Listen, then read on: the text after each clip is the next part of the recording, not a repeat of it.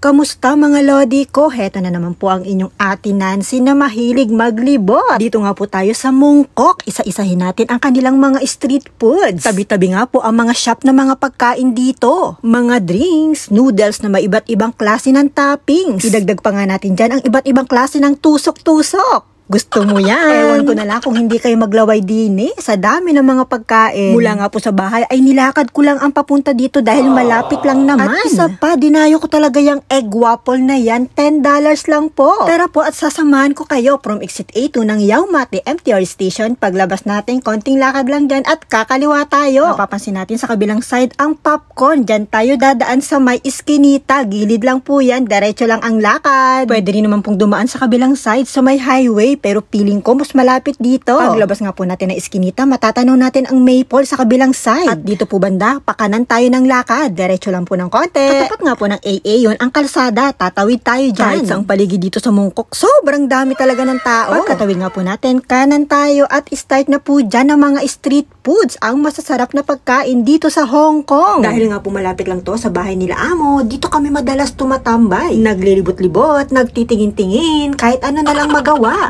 Basta nabusog ang aking mga mata. Pero syempre, dapat kumain ka din. Tara po dito sa 10 Hong Kong dollars egg waffles. Sulit na, diba? Tas yung drinks nila is 6 Hong Kong dollars. Tipid-tipid din, paminsan-minsan. So yun lang mga lodi ko. Just sharing. Thank you so much. Bye!